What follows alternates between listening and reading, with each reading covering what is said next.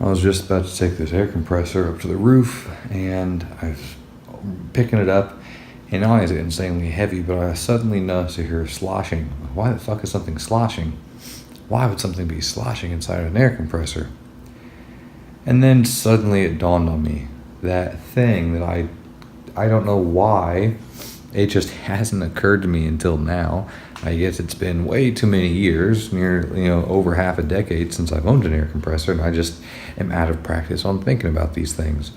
But oh yeah, that's right. All air compressors will build up condensation inside, and you're supposed to drain it regularly to get the water out of it so that it doesn't rust out, because that's fucking dangerous. This sounds like it has a shitload of water in there. Maybe it's my imagination, maybe it's not so much, I don't know. So I'm about to take this outside and drain it, and we will see. I'm hoping to God it's not too much water, and even if it's a lot of water, I'm hoping that it's not all rusty and shitty.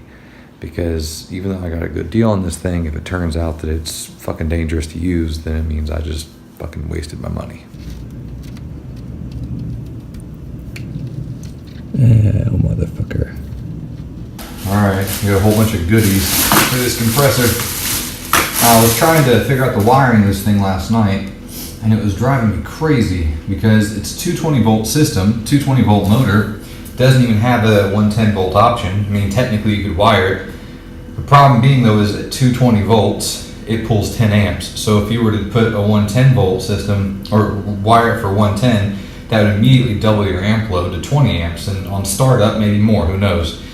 So anytime you would try to plug it into a 110 outlet, it'd blow your fucking fuse or throw a breaker or whatever. So I thought it had been wired for 110, and I was confused because I'm like, well, there's only two wires, a black and a white, so that means it must be running 110, but that's impossible because there's too much amps. So what do I do? And I cracked into this, and it was kind of messy, and it has a diagram on the bottom of it, but it was not wired the way the diagram was showing, so that was throwing me off. Now we went over here and started looking at the motor and how that was wired, and that was kind of looking off. So I ended up actually calling my dad in America, and because he's a electronics genius, and then he told me some stuff about electricity I didn't even know. All right, I got this new wire coming out of here now. It goes all the way over to this nice little on-off switch to provide or kill power, and my 220 volt plug. This switch is my favorite part. That is awesome.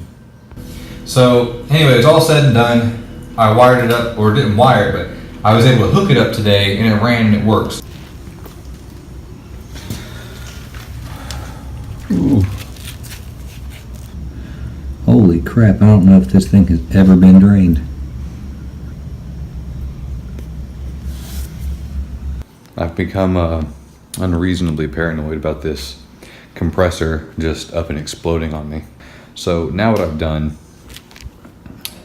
is I have removed the motor, I have removed the pump, I have removed the belt. By the way, that little thing's been wonderful. That's a badass thing. That's my new favorite toy, I think. That cordless right there, the impact driver. I've removed all the stuff from here, and what I'm going to do now is I've been filling this 6-liter jug and pouring water in through here. And the idea is to fill it with a reasonable amount of water, put some dish soap in there, and slosh the shit out of it. Hopefully the grease cutting properties of the dish soap will help cut through that sludge, and I'll drain it and it'll take more shit out with it. And I'm actually going to keep putting water in it and keep adding a little bit of dish soap and keep sloshing it around multiple times in a row until basically everything, all the water I'm getting out of it is consistently pretty clean as I can expect it to get anyway.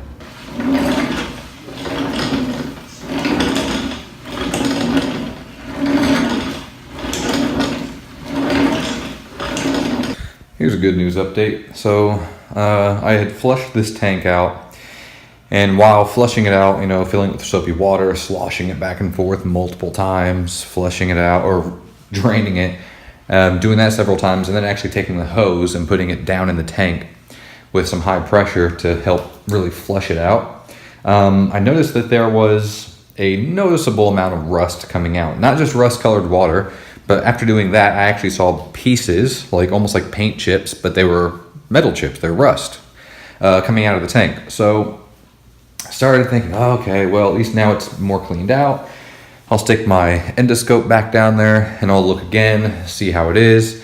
And I could see a better view. I could see that inside the tank, the top metal interior inside is fine. The end caps are fine, which, listen to how solid those things are. I don't know how thick these end caps are. Obviously thicker and heavier than the main body. The sides are even pretty good, but you can start noticing some slime and rust and crap. But the bottom is very obviously rusted. All right, well, we came out here to get the compressor tested, and I was super excited because I was like, oh man, I'm actually gonna get it officially tested. I won't have to worry anymore. I'll know exactly what's going on. If it's good, I can use it. If it's not, I can replace it. No problem. We got here, and the guy is nice, and he's using the thread tape, and he's putting the stuff and plugging the holes. I'm like, cool, cool, cool. Turn left. But what's strange is catching my attention is that he's doing this just out in the open. He's not inside of a room where you usually do these tests. So I'm like, oh, is he just prepping it out here? And then he's going to take it back to the room to test it? Continue straight. And then suddenly he grabs a hose from a different air compressor, like an air hose, and starts bringing it over, and he's about to hook it up to my compressor. And before he did, we stopped him, like, you going to put water in it? And that's kind of went downhill from there. Basically, he was just going to fill it full of air and see what happens. I just had to relearn an old lesson a hard way. I had to learn the lesson earlier in life that if you buy cheap, you buy twice. Buy once, cry once, all that. And for some reason, I convinced myself earlier that while buying a grease gun for this hydro test I'm going to do, I could get away with buying a cheap one. It's alright. I don't actually need to grease anything else. It's just for this test, just this one thing. I'm sure it'll be fine. And I took it out of the box, and as I pulled the plunger back to load it with grease, I didn't even have grease in it yet. And this cheap little cotter pin that they had used to secure everything together on that plunger just snapped and shot everything across the room. So I just spent a while driving all the way back into the city so I could return it and replace it. Buy cheap, buy twice. Don't fucking forget it. So what I did was I went ahead and I did my own hydrostatic test. I'm watching the tank right now, sorry. See if there's any leaks or any deformation. I did my own hydrostatic test. So what I did was I sealed the whole thing up, and with new valves and everything, and new tape, plumber's tape, obviously, thread tape. And once it was all sealed up, and I filled it to the brim with water. Now, obviously, I left 2 holes open, one to put the water in and one for the air to come out. And once both holes were capped full of water, and I was convinced there's no air in the system anywhere, I put a typical grease fitting on there. I threaded that in, and I used a grease gun to pump more pressure in there. And I pumped it all the way up until my gauge was completely pegged out. The last 50 pounds or so I was hiding behind a door, and I don't know exactly when it pegged out and how much I continued to pump after it was pegged out. But I figure if it's anything above 150, which it very obviously is, and it can hold that without losing pressure and without deforming for a few hours or a day or so, and it should be fine and safe for me to run air through it at 100 psi. Well, after an hour, it's still holding the exact pressure. There's no bulges, no cracks. I think it might be all right. Of course, I have no idea what's going to happen when I hit that pressure release valve, so I'm going to use this long piece of PVC to do it, just in case.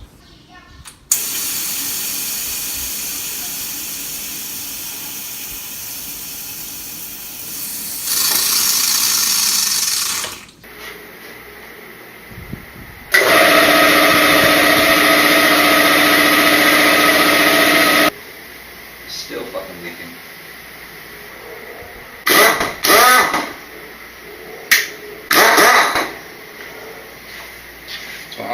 right there. Air ratchet. I think there's no safety on this little pin nail. Let me see.